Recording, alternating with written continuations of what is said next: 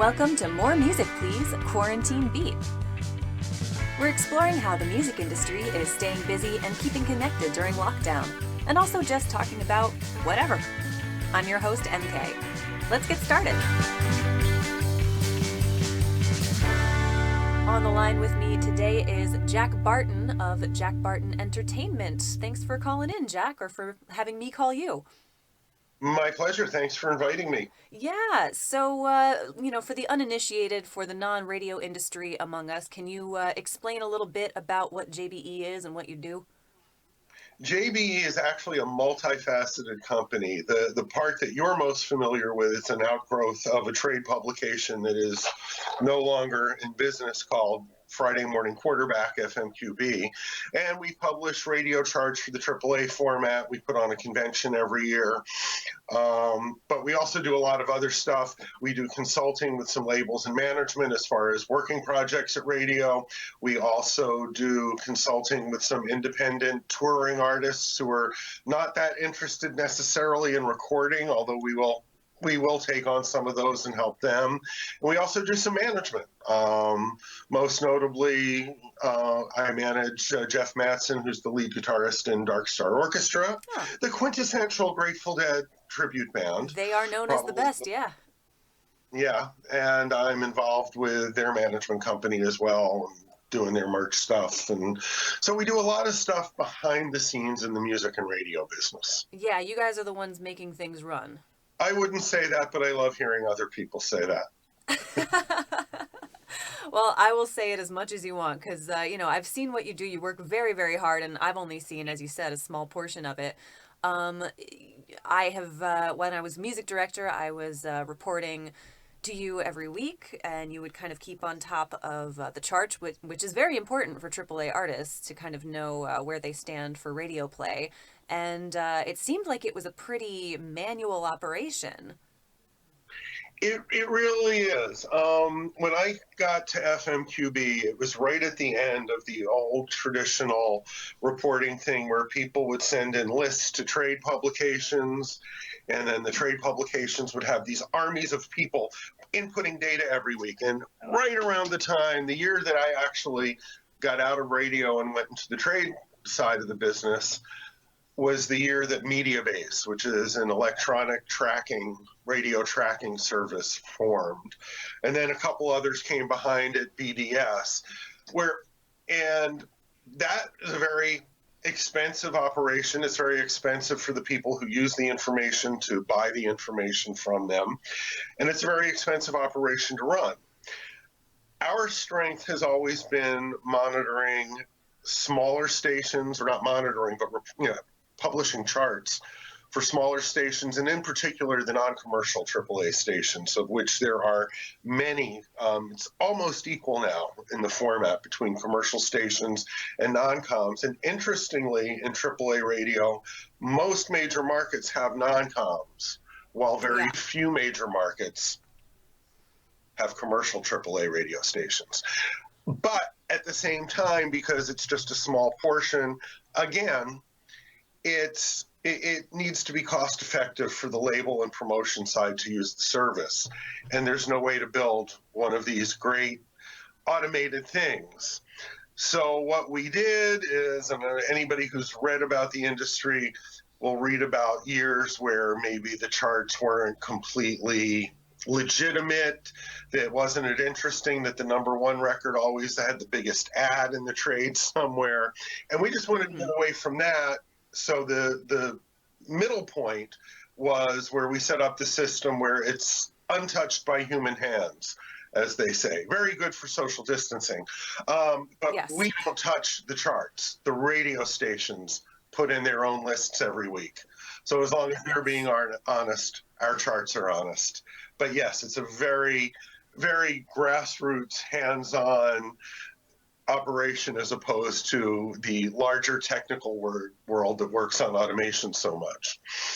Kind of like the format itself. Yeah. How long have you been in this business, Jack? I started in this, I could stretch it and say I've been doing something in the music industry for over 40 years because I always kept myself involved. But I did leave the music industry as a full-time thing probably around 1983, but then 12 years later had an opportunity to work in radio locally in Philadelphia, where I still live in that area. We moved back here after a radio excursion out of town, but I had the opportunity to do weekend overnights at WXPN in Philadelphia. And Uh-huh. I took that and changed careers in 1995. So I am now just crossed into my 26th year Wow. working full time in radio and music, with April 29th being the 25th anniversary of my beginning at XPN.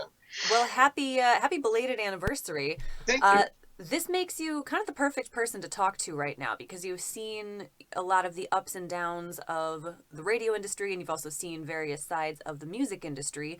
So, for the moment, as long as this quarantine is happening, my focus for this podcast is to kind of talk to folks in various corners of the industry about, how things are going right now and how things have changed. So, what have you been seeing? I mean, as far as working with radio stations, are stations still reporting consistently? Are they panicking? Are they still making ads like usual? I mean, I was up until I got, the chop a month ago.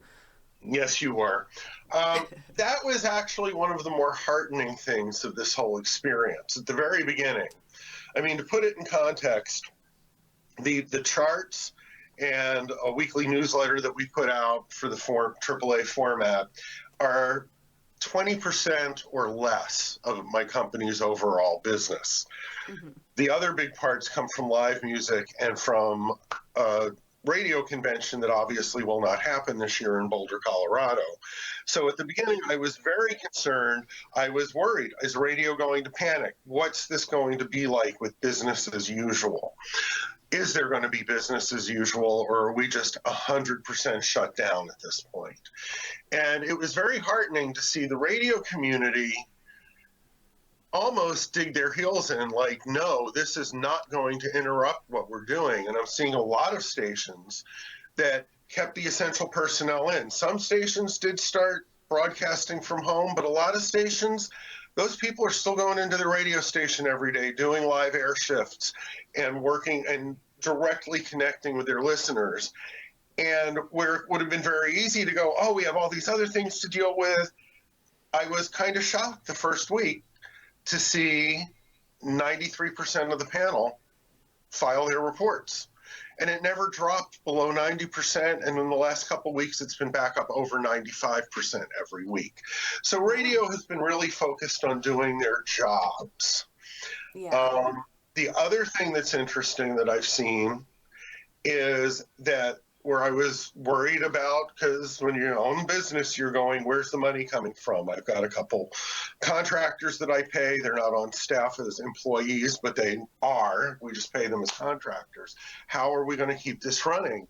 And interestingly, that almost every single label that I'm talking to is telling me their digital numbers are up during the Hmm. pandemic instead of down.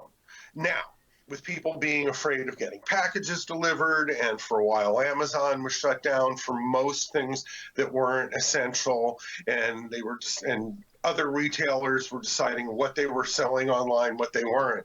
Physical went down, but now as things are starting to loosen up a little bit in some parts of the country and in other parts of the world, which also affects our industry, we're seeing that as warehouses are opening up, people are starting to feel good about the amount of physical product they're also shipping. So the public is consuming music, much as we've seen they're consuming streaming services for television and movies more.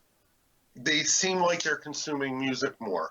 So it almost seems like it has made the art of radio and the business of working with record labels to promote their artists to radio through advertising and things like that, that's almost a little bit unchanged or even slightly a little bit more robust. Right. Well, I mean, radio is kind of a pandemic friendly industry. I mean, I was also an afternoon DJ, and I didn't have to see anybody else. We were doing a really good job of isolating. We would keep all our disinfectants in the studio, and you'd wipe everything down before and after your shift. And you'd just be alone in the studio like you always were. And I think I was finding that, yeah, I think listenership was maybe up a little bit, which is funny because, before the pandemic, there was kind of this sense of, I don't know if I want to say being on a sinking ship, because, non-coms, I think, are doing just fine and always have been. But commercial radio is certainly seen as like a little bit of a dying industry, a little bit of a dinosaur. So, I feel like maybe this situation has given a little bit of deserved attention to non-commercial radio and radio stations that are still live and still, truly local and truly representing their communities. And yeah, I mean, I think that's great. No, I think you're right. I think that a lot of what we were seeing, particularly on the commercial side, unfortunately, because it's not necessarily indicative of what each radio station was doing. But a lot of what I think we were seeing on the commercial side was with these 5 to 7 minute blocks of commercials that many stations run. I don't know if the station you were at did that quite as aggressively in their commercial No, breaks. they weren't that bad. That people were getting more into the, well, I can sit here with my computer and I can get all this music and more without any interruptions. Right. But with the world shut down the way it is now, particularly for a station like the one you were at, and a lot of the non-coms, and a lot of AAA radio stations, even on the commercial side, one of the things that I'm very proud of this format for is we have always, even as a lot of other formats may have dumbed themselves down, to a degree, and that's not a good phrase. I almost wish I hadn't said that. But they kind of streamlined their operations and how they approached the product. AAA has always remained very community centric, where the playlists from station to station do not reflect each other. There are commonalities, but it's not like there's these 40 records and you can pretty much be sure you're going to hear them on every radio station in the country. It Yes. was much more based on what was going on regionally. And we also tended to attract the DJs who more wanted to be friends to their listeners as opposed to performers for their Yes. listeners. So as people are now looking for human connection because they're having so much less of it in their lives every day, this is a perfect place to find that connection. Yeah. So what about the other side of JBE, the live music side? Have you kind of just put that on hold, or are there things you can do right now? How have you been handling that? To quote many of my peers on the live music side, I'm working so much harder now to make absolutely no money than I have to when we're Uh-huh. making money. Obviously, there's no revenue streams from live music right now. And just if I can just take a second to not answer your question and go, that's one of the big concerns for me is that while we're focusing on all of the needs of so many groups during this pandemic, the one group that I feel regularly gets forgotten outside of the music industry are the music workers. I Mm-hmm. think the public thinks of, when they think of live music, they think of the Black Keys, they think of Alicia Keys, they think of anybody who's playing a large venue Yeah. and theoretically making millions of dollars. Whereas the huge percentage of music workers, including musicians, aren't making anywhere near six figures a year. Right. They're musicians that are living in their vans or go out on the road with six people and rent 2 motel rooms at the Motel 6, just so they have a place to stay and shower while they're touring. I think the average income for a musician, I read a study last year that said if someone who reports themselves as a full-time musician, including the money they make from outside gigs in between tours and whatever, averages about $36,000 a year. Yeah, that sounds about right. I mean, and especially not just artists, not just independent, struggling artists, but also, the people who work behind the scenes, roadies Exactly. and lighting people and And the managers loaders, and and the guy who sweeps the venue floor, yep, and the bartenders, and the wait staff, and the kitchen staff, and with so many venues now offering food, and the sad part is that their fallback jobs are usually bartending and wait staff. Which you So can't do now, everything yeah. they do is shut down now. These are not people with savings. These are not people with safety nets. Yes, unemployment was made available to these people, but I like talk to some of my consulting clients who are like 8, 10 weeks waiting Yeah, to determination from unemployment with that's no me, money, yeah. right? And they're selling instruments to Yeah. figure out how to pay the bills. Um, so I just want to take, since you asked the question, a chance to call attention to one fund I'm very attached to, is just emotionally with what they're doing, which is the Music Cares COVID-19 Relief Fund, run by the Recording Academy, which has been collecting money to distribute. It doesn't. You don't have to be a Recording Academy member. You don't have to be a musician to collect. You can, Mm. if you can certify to them that you are a music worker in any one of those classes I've talked about, they will come up with some kind of grant for you as long as their funding continues. Oh, One that's of the things amazing. we're doing in lieu of the JBE AAA Summit Fest, which is the outgrowth of this Boulder convention that now I am the fourth trade company to own it since it started almost 30 years ago.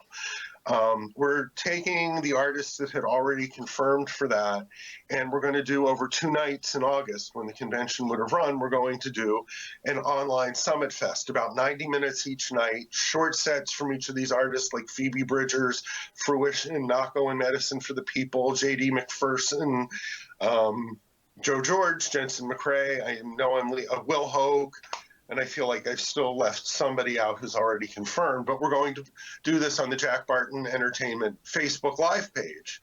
And it will Awesome. be open to the public, and there's going to be a tip jar, but that's directly connected to this Music Cares COVID-19 fund to try to raise some money for music workers. And there's a few other funds out there. So you just need to like Google that if you're interested. And for any reason, this fund wouldn't be your choice to contribute to. But there are ways to help these people and ensure that when live music does finally come back, and along with spectator sports, it's going to be the last thing that comes back. Right. Or, Because you know, it's an industry that's dependent on large gatherings. Yeah, that, unfortunately.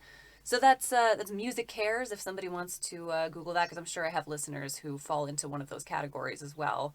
yes, Music Cares COVID-19 Relief Fund. You can find information on the Recording Academy website, which I believe is just simply Grammys.com. And I think this episode will come out before the dates of what was supposed to be Summit Fest. So that's August. 5th and 6th, on the evenings of August 5th and 6th, we have not put a hard schedule in place, but what we're thinking is we're going to go from about 8 p.m. Eastern and then for about 90 minutes to 2 hours each night, depending on how much content we have. We still have some artists that were confirmed that we're working out details with that we haven't been able to announce, but it's going to be about 13 or 14 artists over 2 nights. And if there's any AAA radio people listening, you can check out the Jack Barton Entertainment website for more information. But we're also going to have a private hang space on Zoom for like a Nice. AAA watch party where Oh, all that's the people cool. who normally come to the convention and maybe some who couldn't make the trip can go hang out together to watch this. And we normally give out awards there. So, like half an hour before the second night starts, in the Zoom thing, we'll also be giving out the annual Industry Achievement Awards, of which you were Ah, nominated for one. ah. I'm Music gonna have to zoom year in. market 75 or higher. Ah, that's really, I mean, that's so sweet and nice. I mean, just last year, having you invite me to be on a panel was so huge for me and such a validation of what I've been doing. So this is like, it's bittersweet. It's a little bit sad that I'm not doing it anymore as of right now, but I could always get back into it. I was going to say we've got a year until we have more panels there. So by then you'll be back on a panel, and you'll be one of the bright young stars of the format again. Well, thank you so much. Yeah, I loved the Boulder convention. I think I can't even remember now if I went for 3 years or 4 years, but one of those, and it was just always such a blast. All these people that you see for me, twice a year tops for the most part. I would see them in the Philly convention, which is, I believe, supposed to be happening right now, had it not been canceled. It was supposed to start last night. I was Yeah, thinking about that this morning, how somewhat depressing it is that I was supposed to be hanging out with all my friends that I only see a couple times a year right now, and there's nothing there, and we're going to have the same thing happen with the Boulder convention in August. I know, but I'm glad you're doing the Zoom thing. I will definitely have to Zoom in and say hi to everybody because they're all such good folks. Like, everybody's so chill, so easy to hang out with. I've had such good times there, and like, it's always the little unexpected things, like somebody that you've never really hung out with before, and then you're like, hey, I'm gonna like take a walk from the Fox Theater to the St. Julian. I just feel like walking tonight, and somebody goes, oh, I'll come with you, and you end up having like a great conversation with this person you've never spoken to, except for, about music over the phone. And of course, it's in Boulder, so there's a very open, weed candies and joints being passed around if that's your thing. And it's a party, but it's a party with responsible adults who aren't morons, and it's really really fun. So The I hope that. funniest part about that is I've been going to that thing since I was in radio in 1999, and there's no more or less weed being passed around there than there was before. Just in a very interesting way, people have to be more careful because now they get really upset if you're in a public place, whereas before it was, let's find a public place where like we can just blend in. Right. Well, that's why you got to get the candies or the tinctures or something that is a little less obvious. Yeah, that was funny, and I forget what year they first made recreational legal in Colorado, but that year we were the very first music industry event to legally have a pot sponsor, Yeah, and I was that's very proud of amazing. that. That is amazing. That's a huge milestone. Yeah, and the other thing that I always really appreciated about the Boulder Convention was the artists that you chose. Sometimes I, as, a music director at an independent station, I considered myself relatively plugged in, but sometimes I would see a band that like for example, last year I think was Tyler Childers, right? Yeah, And I watched him. I watched his whole show at the Fox and was blown away. He's so talented. He's got, just an amazing presence and just great. But I had never heard him before. Didn't know anything about him. Just, went to see the show just because that was what was going on. And I noticed that the crowd who paid to get into the show, because there's the industry folks, but then there's also tickets available. And the kids, the young people who had paid to get into the show and were like standing down in front of the stage, knew every word, knew exactly who this guy was. Like, we're way ahead of the curve. So, it always impresses me that, and that's happened with a few different artists that I've seen there, that you guys managed to pick out these artists who, the industry hasn't necessarily caught on to yet, but the fans already have. How does that work? How do you find those people? A lot of ways, a lot of times, it's really the old-fashioned way, meaning going back years and years, where a promo person or a label will call me about something, or a label will send me something, and occasionally there's the artist I will find and then go after. But just because of the nature of getting an artist to a convention like that, and the fact that it's not a paid gig for them, it kind of has to be when there's a budget for it. Hopefully it's in their tour cycle where they can be routed in, which makes it cheaper for them to get there. So there are people bringing me a lot of stuff, but every year I probably have 2 to 3 times more submissions than we have slots. Sure. So it's just a matter of listening to it. Does this have a shot there? Doing a little research. Like with Tyler, I was the same as you. He got signed to RCA. They brought me the record. They wanted to put him on the convention. And I'm like, who is this guy? I've seen him played at a couple really rootsy leaning non-com stations, but there's no real big buzz. So I start to do research, and I see, 1.5 million streams. I see Yeah. all this Shazam activity. I see that he's headlining 3,000 seat venues around the country. And then I listen to the music and go, well, wow, yeah, I think AAA should be playing this. And, and if it's a viable artist in the marketplace, then it helps my partners at the Fox Theater, who are the ones selling the tickets, we don't promote the show and sell the tickets. We provide the talent and we get the entry for our people, for the attendees to the convention. So it helps them, be able to pay their bills for that night and mitigate our costs of having that.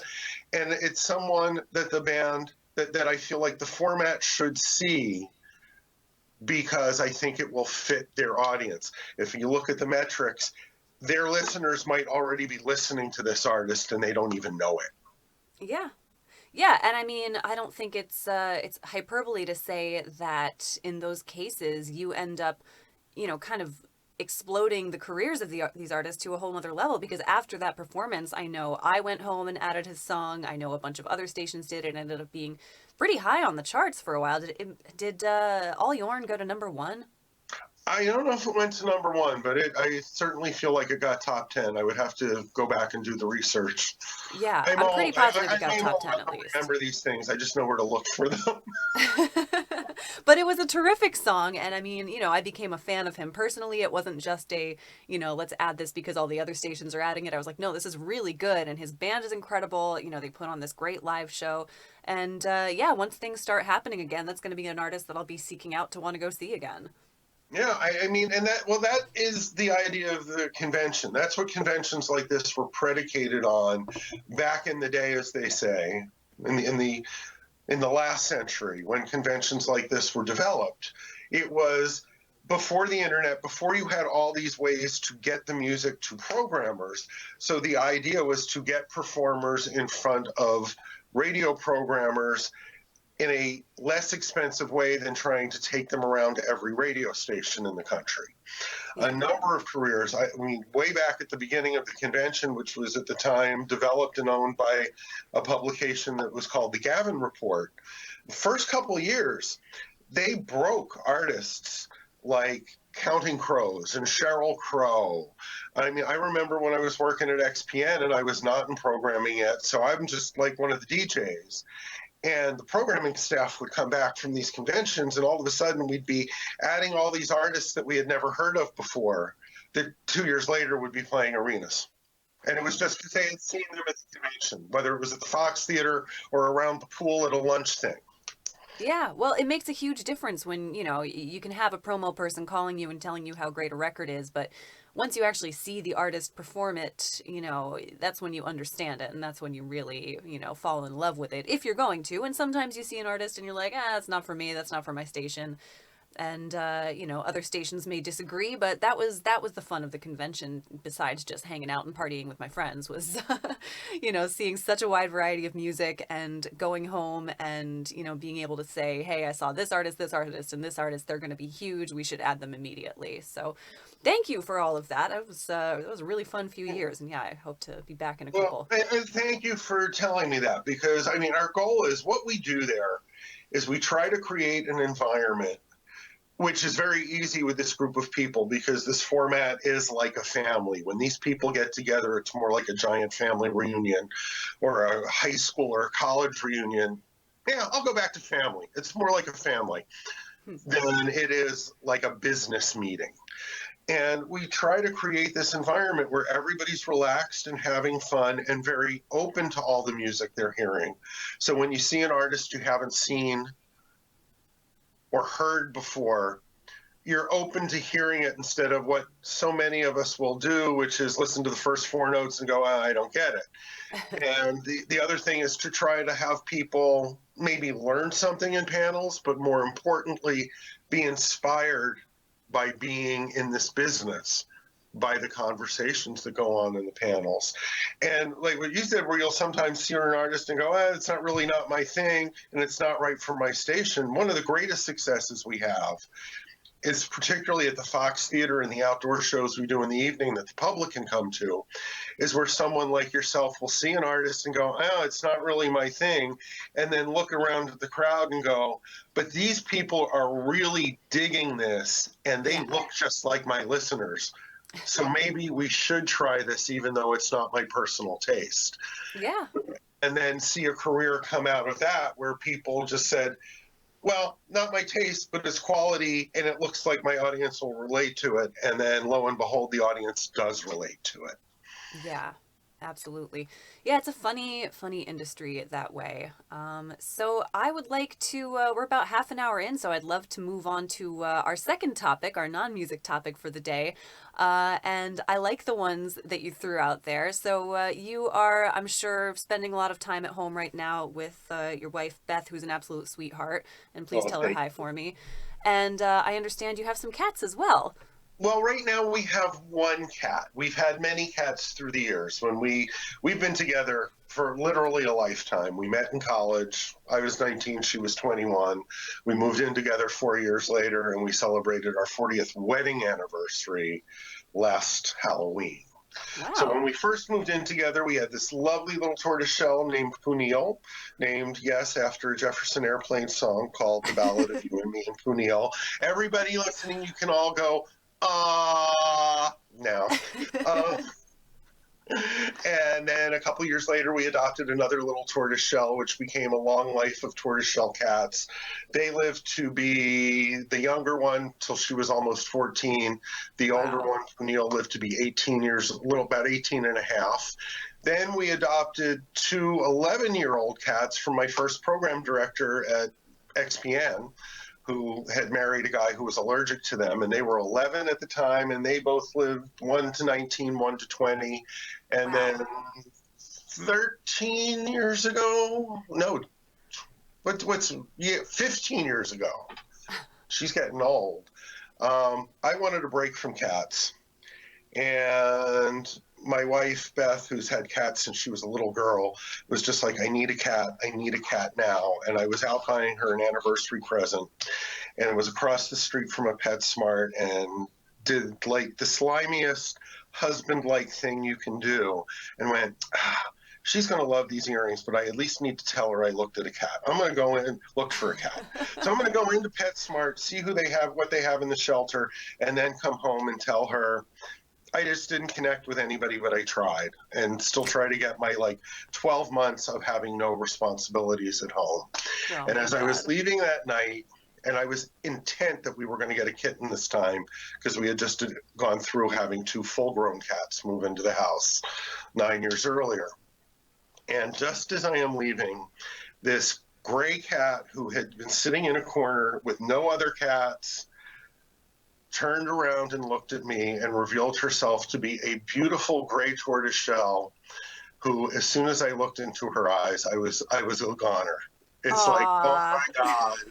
And it's like, okay, well, I can't fill out paperwork, sir, let you start doing the check till my wife meets her. And then I left and spent about 2 miles of the drive home convincing myself I wasn't going to tell Beth about her. And then called up with the wife, with the call that every wife wants to hear. The husband calling up, and she goes, hello.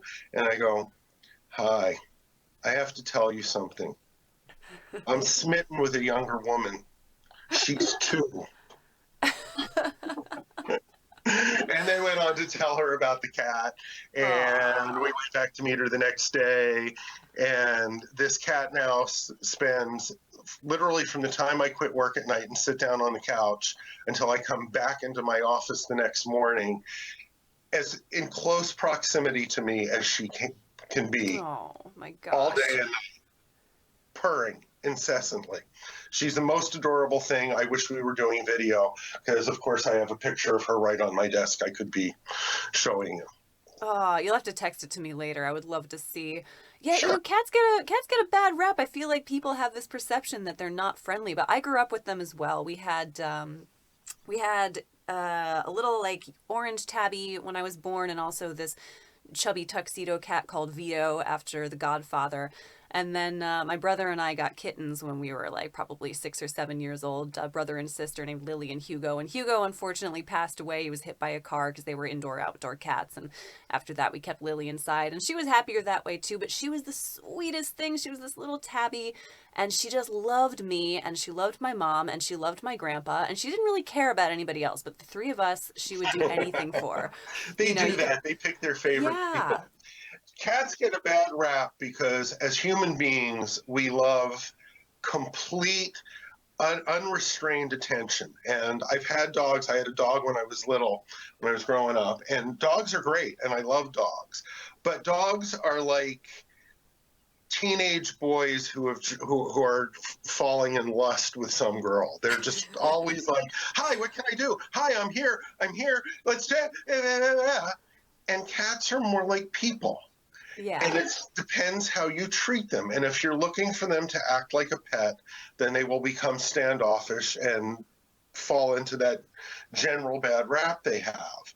But if you treat them like little people and you understand they will not bend to your wishes, you have to adapt to them just like you have to adapt to other people. These incredible bonds form. And I could say that from one cat, and that would just be, well, that's one experience.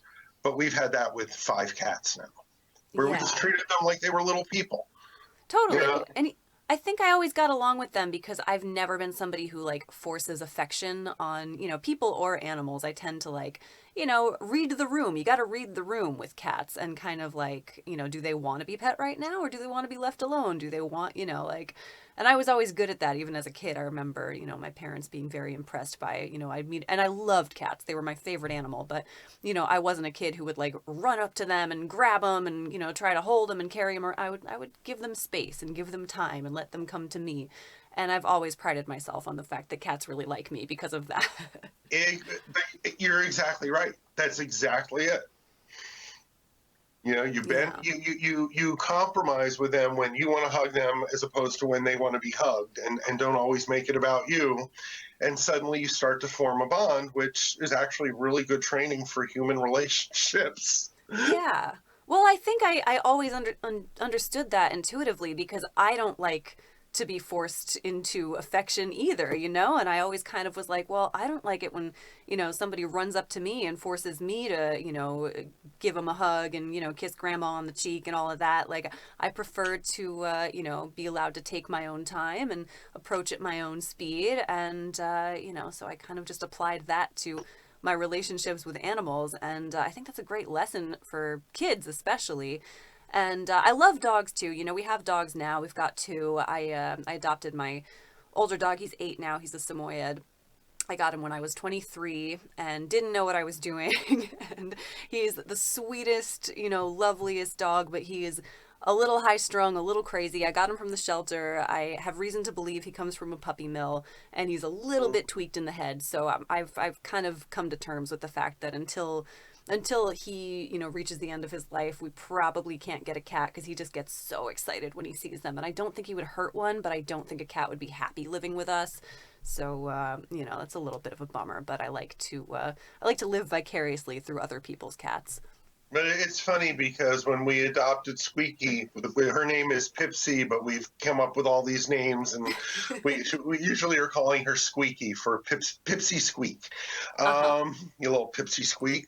Uh, but when we adopted her, we have always been a 2-cat household, but it was just very clear because we didn't bring her home the first day we were approved because we weren't going to be around. We didn't want to bring her into an empty house and just leave her here.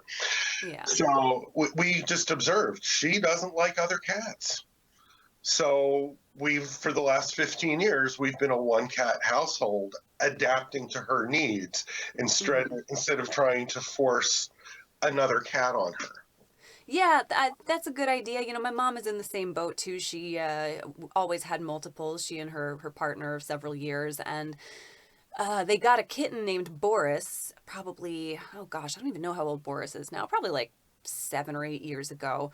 And at the time, they had a couple of other cats. And Boris is he's like a weird little guy. He's this little the dark gray, kind of dark smoky gray Yep.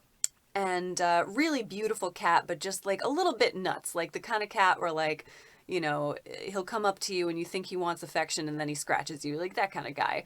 And apparently he gets along. The other two cats have since passed away, and he gets along really well with their dog. They have this nervous little cattle dog, Violet, and they've been like sharing all of these posts on Facebook of like these really cute cats and kittens up for adoption in their area. And I'm like, when are you going to stop posting these and pick one and let me come up and see it when the quarantine is over?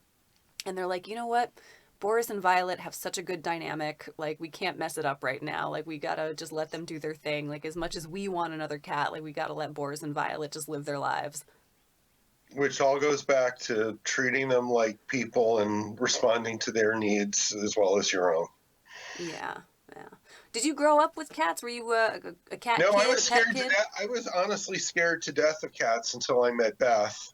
And Really? she had a cat, and she had a cat that was hers that she had brought home from the college she had been at previously to transferring to Temple. And they also had a family cat that she had grown up with. And it was sort of like a non-negotiable clause after we had been dating a few weeks and I was really standoffish with the cat. She was like, look, here's the deal. Love me, love my cat. Yeah. Not, you can't have one without the other. So I had to start to learn how to socialize with these two cats. And now I'm much more of a cat person than I am a dog person. Yeah. Well, there's also a lot to be said for, how low maintenance cats are compared to dogs. I love our dogs so, so much, and I'm glad that I have them. And, I would never trade them for the world. But we do like to travel.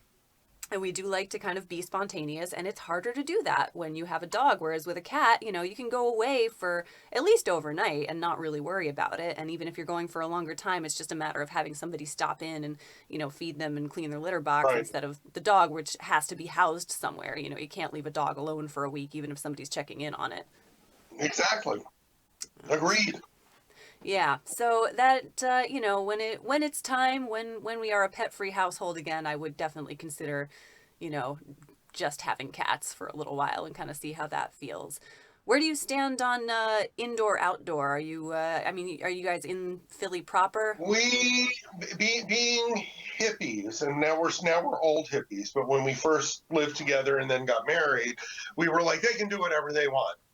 And then probably sometime in the early 80s, there was a rash in our area of really, really bad people going around and throwing acid, battery acid, on animals in their yards and Ah, things like that, even dogs that were penned up. God. And one day we just looked at each other and we're watching one of these stories on the news and went, never going out again. Yeah.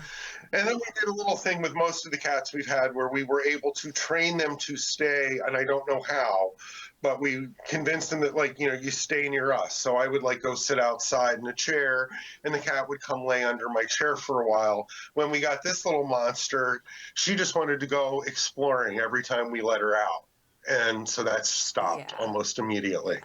It's a shame, but for their own safety, especially with the way that and I'm certainly not anti-development and building, but the way that we've taken away all this open space, I mean, there's things like coyotes and there's all this wildlife that feeds on small Yeah. animals running around loose in the suburbs where I live. You don't see them normally, but I feel like if we let her out and we weren't with her, they might see her.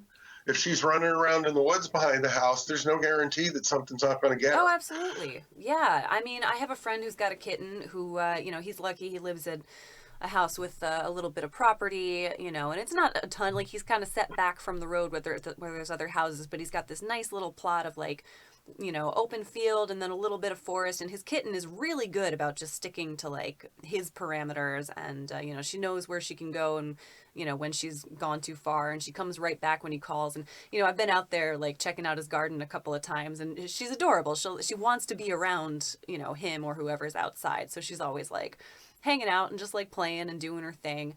But, then by comparison, there's where I live, which, houses are much closer together. There's really no open space to speak of.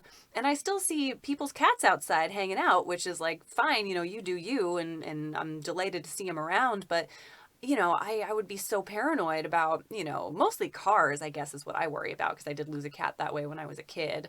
And, especially when I see cats in the city who are, like, hanging out on stoops and stuff. And I'm like, man, these people are brave. Or, like, they just don't have the anxiety that I have, I guess. Yeah, I guess. I mean, I just feel like you can teach kids to look both ways. You can have intelligent conversations of what to avoid and what to look out for. And there's very little chance, like we do have a lot of hawks around here, that a Yeah. hawk's going to swoop down and pick up a 10-year-old. Right. and fly away with it. But there's a big chance. I mean, all they see is this little small animal, and that to them is prey. Hmm. And I just, it's weird. I probably am more protective of my cat than I would have been my kids if we had had kids. Yeah, I totally get it. My boyfriend took the puppy on tour last year. We got her last July, and she was about, I think she's about 4 months or 5 months old when he took her on tour. It was about 3 weeks. They did, pretty big chunk of the country. And I thought I was fine. And then the night before they left, I suddenly got such bad anxiety about. And the weirdest thing was, I wasn't afraid of him losing her, anything like that. I trust him completely. I knew he would be looking out for her. But my fear was that, very specifically, because she's a little pit bull mix, I was like afraid that she would be in a green room while they were playing, and somebody would take her from the green room and make her fight. And it's like such a weirdly specific thing to be scared of, but she's such a sweet little thing. She's so loving, she's so gentle. And the thought of somebody like just seeing her as like a pit bull and trying to like, force her into this like dangerous situation was just, I was like panicking, and he was like, you're being ridiculous. Like, she's never going to be unsupervised. And I was like, okay. And, she had a great time, and she came back, and she's, happy and, as well adjusted as ever. But yeah, I mean, we're also not a kids couple, and these are definitely our children. Yep. Yep, yep, yep. That's how we've always looked at our cats to a very large degree. They're our babies. Yeah, absolutely. And it's totally valid. I mean, having children is not for everybody, and, whatever your reasons may be, but it doesn't mean that you don't have the instinct to, like, love something that way and, be protective of something in that way. Absolutely. I think we all have that instinct. And it's the other question, which is not for this podcast, is very personal. And there's lots of good reasons that people don't have kids. Yeah. But that doesn't mean we don't need to exude that same kind of nurturing and love to other beings. Absolutely. And I like kids just fine, for us it's just a matter of not really seeing them fitting into our lifestyle. He tours when there's touring that happens, and I like my independence. I like my, I don't really like the idea of being responsible for another human for not even just 18 years, like realistically, like the rest of your life. Mm-hmm. And I have nieces, my brother has two little girls who are lovely and adorable, and I love them. And they're still super young, and I'm excited to see them grow up and see who they become and spend time with them and all of that. But for me, I'm happy with the dogs. And having gone through that exact process, I promise you there will be moments in their teenage years and maybe even their young adult years where you will look at them and look at your sibling and think to yourself, better you than me. Oh man, I mean already, honestly, and they're babies. They're a baby and a toddler, and they're so cute and sweet. But oh God, I mean, just spending like holidays over there and just the constant attention that they require, and it's not their fault, they're babies. That's what they need. But I'm like, oh, I couldn't do this. Like, this is draining just being here for an afternoon. Like, I can't imagine. And I've been a Girl Scout camp counselor. I've worked with kids in close proximity, and been responsible for them for a week at a time. And yeah, I mean, it's hilarious and delightful and a lot of fun, and it is exhausting, and I want no part of it. As I will often use, it's like I don't know if I could have gone through my teenage years as my parent. Yeah. Like if I had kids and they were like I was when I was in high school, my head would have exploded. Oh, can you imagine? I mean, yeah, I think I was a pretty easy kid, but sorry, I got to plug in my computer. I guess the thing fell out. I was a pretty easy kid, I didn't really get in any major trouble or anything, but I know I went through like a cranky, nobody understands me, and like I'm the smartest person in the world and nobody gets it. And oh God, I must have been awful. Yeah. And, if you'd had a daughter at some point, she would have been 15 or 16 and starting to go out on dates with boys. Mm-hmm. And you could have told her all the things not to do. And she could have said, yeah, what did you do when you were 15 or 16? Now, I don't know anything about your teenage life, but I know if I had had a son who I was telling to not do certain things when he was of high school age, And he looked at me and went, well, you didn't, so then you didn't do those? So, I have to go wash my hair now. Exactly. You're not old enough to hear about that stuff yet. And it's fun, to now be 30 and, have a different relationship with my parents where, like, we can be honest with each other and I can tell them some of the stuff that went on when I was younger and they can tell me the stuff that went on when they were younger. And, that part I'm sure is great. But yeah, I have no interest in taking the long way there. My best friend from high school, who I'm still friends with, told me a story recently of when his kids were about 10 and 12. And as we alluded to earlier, for younger people, for most of my life, marijuana was not even a debate in society. It was highly unacceptable, except by the people who smoked it. So these kids, and this is in the 80s, probably in the 90s, they're 10 and 12. And the younger one, they're in a car one day, and the younger one says something to mom and dad, like, oh, I heard so and so got in trouble because their mom found pot. Now, did you and dad ever smoke pot? To which mom answered, we'll talk about that when you're a little bit older. And the 12-year-old went, that's a yes. Yeah, I mean, 12-year-olds are not dumb. I think we don't realize how much they're. I mean, even like the babies, like what they're picking up on is like, last time I was over there, I brought my niece, who's I think she's a little over 2. I brought her a new, kids book. It was like just this simple thing about a cat with some groovy buttons. I thought it was pretty funny, and I read it to her. And she seemed like she was only kind of paying attention, and I was like, "That's fine, like whatever. It's she can do what she wants." And the next day, my brother told me that she could basically recite the book from memory. That I'd only read it to her once, and she didn't even really seem to be like listening that hard.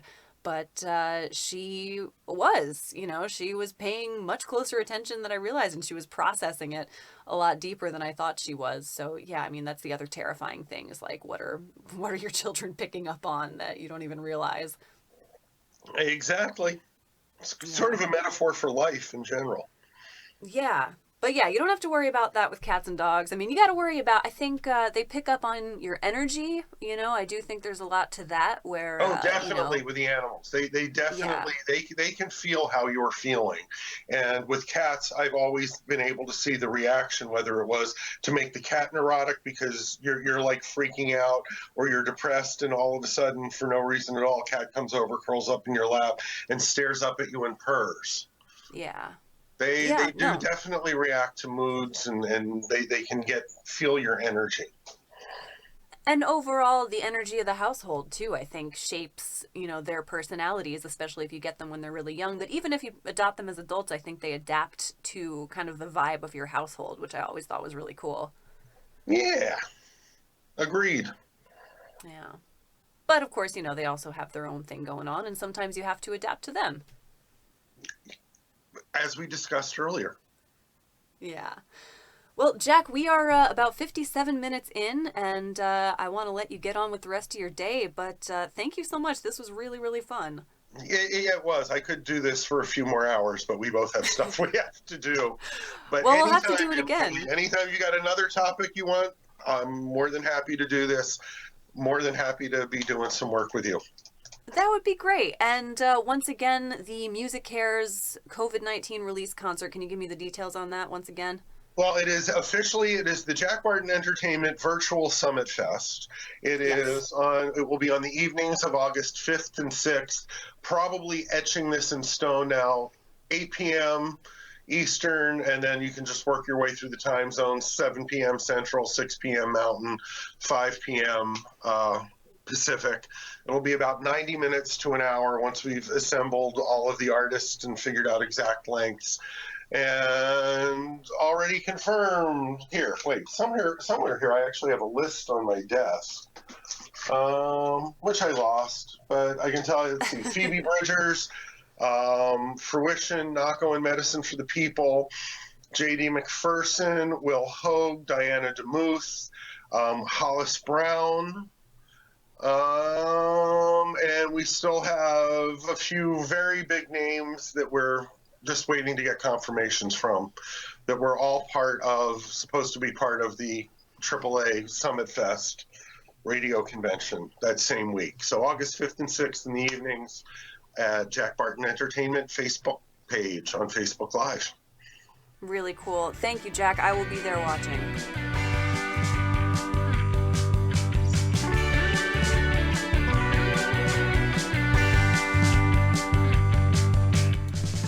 Thanks for listening to More Music Please Quarantine Beat. Follow the show on Instagram at moremusic.podcast and check out the website moremusicpodcast.com for new episodes. Questions or comments, email moremusic.podcast@gmail.com. Thanks to DJ Scully, Michael Cadnar, and James Stewart for the catchy theme song you're hearing now. I'm MK Burnell. Talk to you next time.